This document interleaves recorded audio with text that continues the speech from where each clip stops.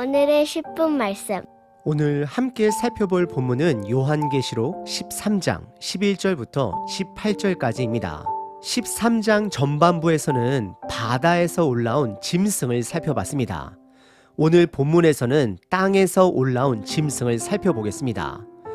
요한계시록이 말하는 악의 세력은 성삼위일체를 모방합니다. 원래 성삼위일체는 하나님 아버지, 아들 예수님, 성령님이 하나 되어 일하시는 것입니다. 하지만 사단도 이러한 비슷한 방식으로 흉내를 냅니다. 사단의 방식은 이렇습니다. 용이 있습니다. 바다에서 나온 짐승이 있습니다. 그리고 오늘 본문에서 나오는 땅에서 나온 짐승까지 이렇게 세 세력이 함께 움직입니다. 용은 사탄을 뜻합니다. 사탄은 하늘 전쟁에서 패배했습니다. 그래서 땅으로 쫓겨났습니다. 그때 사탄은 땅에서 바다에서 나온 짐승에게 권능을 넘겨줍니다. 그리고 땅에서 나온 짐승은 사람들로 하여금 첫 번째 짐승을 경배하도록 만듭니다. 오늘은 두 가지 주제로 말씀을 나누겠습니다. 첫 번째는 두 번째 짐승의 영적 무기를 살펴봅니다. 큰 틀에서 보면 핍박입니다. 그런데 구체적인 방법은 세 가지입니다. 첫 번째는 미혹입니다. 믿음의 사람들을 세상의 가치와 타협하게 만듭니다. 우리는 요한계시록 2장부터 등장한 7교회를 기억해야 합니다. 그중 책망을 받은 교회들은 대부분 잘못된 가르침과의 타협에 문제가 있었습니다. 타협은 하나님을 향한 전적인 충성심을 흐리게 만듭니다. 둘째, 기적과 이적입니다. 우리는 이 부분을 꼭 기억해야 합니다. 믿음의 뿌리는 기적이 아닙니다. 믿음의 뿌리는 말씀입니다. 사탄도 기적을 일으킬 수 있습니다. 기적이 있다라고 해서 모두 진리가 아닙니다. 진리의 기준은 기적이 될 수 없습니다. 말씀입니다. 셋째, 경제적 제한입니다. 사단은 자신들의 가치관으로 만든 사회를 만듭니다. 그리고 그 사회 구조를 거부하면 경제적으로 제한하는 시대가 올 것입니다. 먹고 사는 문제가 걸려 있을 때 신앙을 지키려는 것이 더 어려워집니다. 그 시대가 반드시 옵니다. 그리고 두 번째 주제는 666 표식의 올바른 이해입니다. 사람들은 짐승의 표식인 666에 너무 집중합니다. 하지만 요한계시록은 사실 666을 그렇게 강조하지 않습니다. 인간은 과거에도 지금도 666 표식에 집착합니다. 그러다 보니 왜곡이 생깁니다. 분명하게 말씀드립니다. 666은 물리적인 표식이 아닙니다. 이마에 어떤 숫자를 새긴다거나 손에 칩을 넣는 걸 말하는 게 아닙니다. 우상이 문제입니다. 다시 말씀드립니다. 우상이 문제입니다. 세 번째로 말씀드립니다. 우상을 말하는 것입니다. 하나님이 아닌 무언가를 우상화할 때 그게 바로 666의 상징이 됩니다. 그래서 중요한 건 문자적 666을 찾는 게 아닙니다. 우리 삶에 있는 우상을 분별할 수 있어야 합니다. 그리고 또 하나 추가적으로 나눠야 할 것이 있습니다. 적그리스도에 대한 올바른 이해입니다. 이 부분도 함께 다루도록 하겠습니다.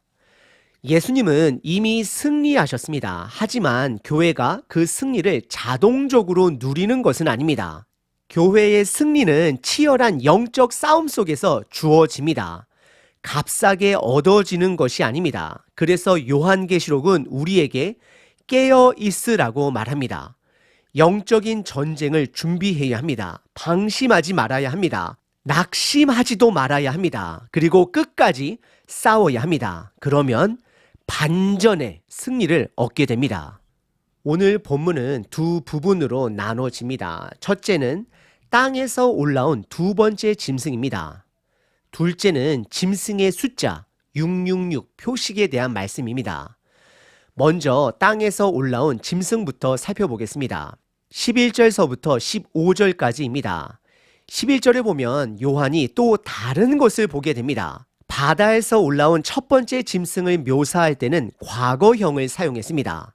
그런데 두 번째 짐승을 말할 때는 올라오는 중이다라고 표현하고 있습니다.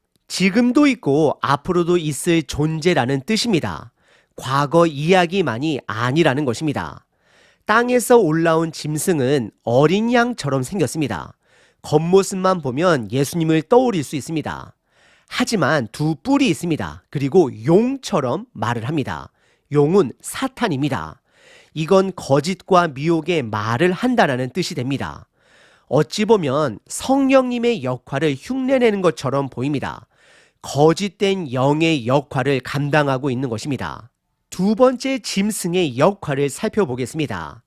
첫 번째 짐승, 즉 바다에서 올라온 짐승을 사람들이 경배하게 만드는 것이 두 번째 짐승의 역할입니다. 그리고 강제적입니다. 그리고 또 하나, 첫 번째 짐승 때와 마찬가지로 죽음에서 부활한 것 같은 거짓된 모습도 보여줍니다. 마치 예수님의 부활을 흉내내는 것처럼 보입니다. 이건 명백한 패러디입니다. 13절을 보면 또 다른 모습이 나옵니다. 큰 이적을 행합니다. 특히 불이 하늘에서 내려오는 기적을 보여줍니다. 선지자 엘리야가 했던 것과 비슷한 장면입니다. 그런데 우리는 잊지 말아야 합니다. 믿음의 뿌리는 기적이 아닙니다. 기적은 믿음의 기준이 될 수 없습니다. 우리의 기준은 말씀입니다. 우리의 뿌리는 말씀입니다. 사탄도 기적을 일으킬 수 있다라는 걸 반드시 기억하셔야 합니다. 기적이 있다라고 해서 다 믿을 게 아닙니다. 그리고 14절에 보면 또 다른 행동이 나옵니다. 사람들에게 첫 번째 짐승을 위한 우상을 만들게 합니다. 눈으로 볼 수 있는 시각화를 형상으로 만들어 우상 숭배하게 한다는 것입니다. 15절에서는 더 놀라운 일이 일어납니다. 둘째 짐승이 우상에게 생기를 불어 넣습니다. 그래서 그 우상이 살아있는 것처럼 말을 하게 됩니다. 이것도 성령님의 능력을 흉내내는 모습입니다. 그리고 첫 번째 짐승에게 경배하지 않는 사람들을 가차없이 죽이려고 합니다. 간단하게 정리해 보면 땅에서 올라온 두 번째 짐승의 역할은 세 가지입니다. 첫째는 첫 번째 바다에서 올라온 짐승을 경배하게 만듭니다. 두 번째, 기적과 이적을 보여줍니다. 세 번째, 경배하지 않는 사람들의 생명을 해칩니다. 성령님은 말씀을 통해 예수님을 알게 하고 말씀대로 살도록 돕습니다. 하지만 땅에서 올라온 두 번째 짐승은 완전히 반대입니다. 사탄을 경배하게 만들고 사람을 미혹하고 생명까지 위협합니다. 여기서 잠깐 적그리스도에 대해 정리하고 넘어가겠습니다. 요한계시록에는 사실 적그리스도라는 말이 한 번도 등장하지 않습니다. 적그리스도라는 말은 요한 1서와 2서에 4번 등장합니다. 말 그대로 예수님을 대적하는 무리를 뜻합니다. 우리가 너무 심각하게 생각하거나 지나치게 상상해서 해석할 필요는 없습니다. 성경이 드러난 만큼만 받아들이면 됩니다. 요한계시록은 비록 적그리스도라는 말을 쓰지는 않지만 용과 두 짐승을 통해 그들의 역할을 자세히 설명하고 있습니다. 결론적으로 보면 적그리스도는 한 사람일 수도 있고 국가나 어떠한 특정한 시스템일 수도 있습니다. 짐승을 단수로 봐서 한 사람이라고 해석하기도 합니다. 하지만 중요한 건 그게 아닙니다. 누구든 어떤 것이든 말씀을 미혹하게 하고 잘못된 가르침을 퍼뜨리면 그게 악의 세력입니다. 적그리스도가 되는 것입니다. 적그리스도는 역사 속에서도 있었고 앞으로도 계속 다른 모습으로 등장할 것입니다. 그런데 두려워할 필요는 없습니다. 왜냐하면 하나님이 그들의 활동에 한계를 정해 놓으셨기 때문입니다. 그리고 그들은 결국 하나님의 때에 하나님의 방법으로 패배할 것입니다. 이 영적 전투에서 끝까지 인내하고 믿음을 지키는 사람은 이미 승리한 전투에 참여하는 사람이 됩니다. 이제 두 번째 본문으로 넘어가겠습니다. 그건 바로 짐승의 표 666입니다. 16절서부터 18절까지입니다. 이 666이라는 숫자는 시대마다 많은 사람들의 관심을 받았습니다. 앞으로도 그럴 것입니다. 먼저 결론부터 말씀드리겠습니다. 666은 물리적인 표식이 아닙니다. 이건 우상의 상징적 표현입니다. 16절을 보면 둘째 짐승이 모든 사람에게 표를 받게 합니다.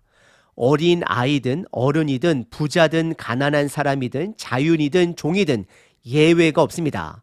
오른손과 이마에 표를 받게 한다라고 기록되어 있습니다. 이 장면은 사실 하나님께서 자신의 백성에게 이마에 인을 치신 것을 흉내낸 것입니다. 하나님의 표를 패러디한 것입니다.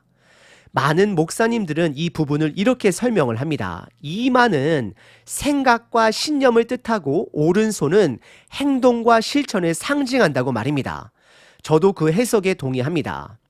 이 짐승의 표는 결국 추종과 소속의 선언입니다. 예를 들어 그리스도를 믿는 사람들이 침례나 세례를 통해 믿음을 고백하는 것과 비슷합니다. 하지만 방향이 다릅니다. 이들은 사단이 만든 사회적 구조에 참여하겠다라는 선언을 하는 자들입니다. 요한계시록이 쓰여질 그 당시 시대에도 이런 문제를 겪었습니다. 2장부터 등장하는 7 교회들 중에 버가모 교회와 두아디라 교회를 보면 알 수 있습니다. 이 교회들은 상업적 조합, 길드 조합 때문에 신앙이 위협받았습니다. 신앙을 지키려면 장사도 못하고 생계도 막히는 상황이었습니다. 그래서 17절을 보면 이런 말씀이 나옵니다.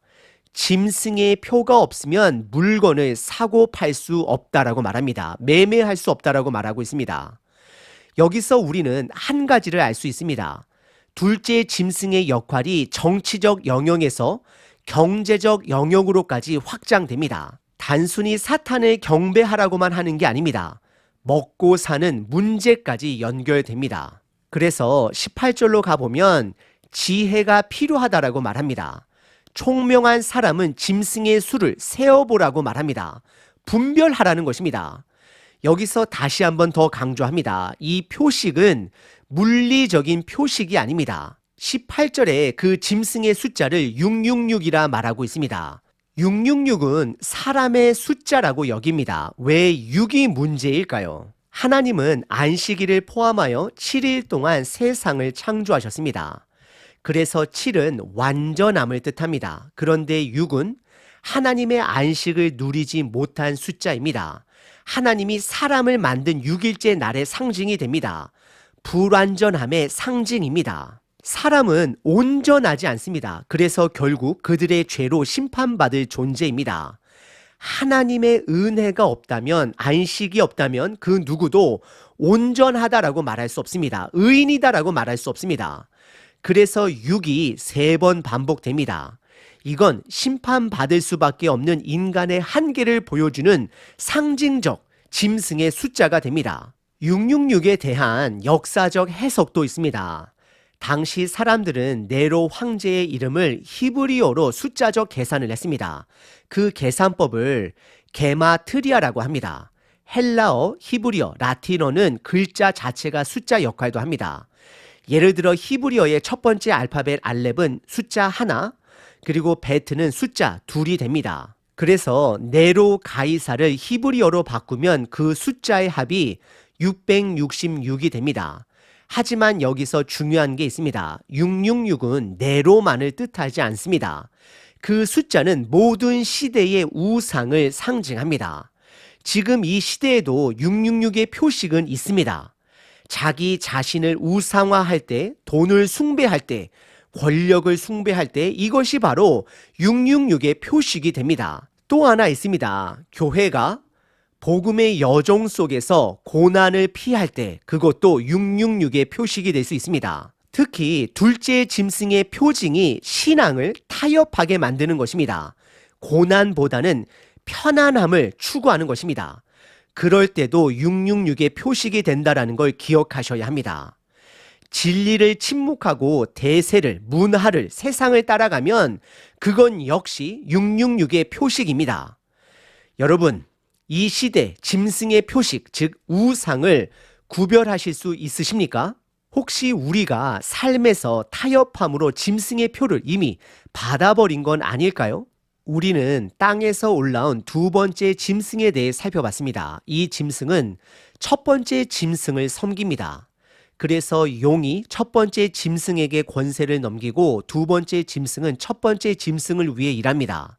사람들로 하여금 우상을 만들게 하고 첫 번째 짐승을 경배하도록 강요합니다. 두 번째 짐승이 사용하는 세 가지 영적 무기도 살펴봤습니다. 첫째, 사람들을 미혹합니다. 거짓된 가르침으로 믿음을 타협하게 만듭니다.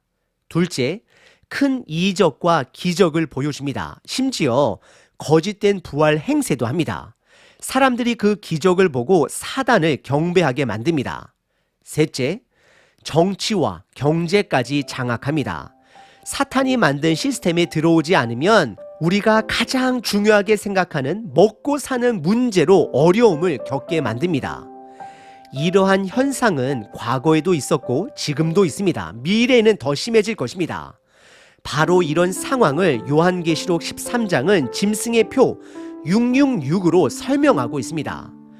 우리가 기억해야 할 것이 있습니다. 666의 숫자에 너무 집착하면 본질을 놓칩니다. 본문이 말하는 본질은 우상 숭배와의 전쟁입니다. 적그리스도나 666이라는 숫자에만 집중하면 정작 우상과 싸우는 싸움을 잊게 됩니다. 집중력을 흐리게 됩니다. 예수님은 이미 그 전쟁에서 승리하셨습니다. 하지만 교회가 그 승리를 자동으로 누릴 수 있는 건 아닙니다. 요한계시록은 분명히 말합니다. 교회의 승리는 값싸게 주어지지 않습니다.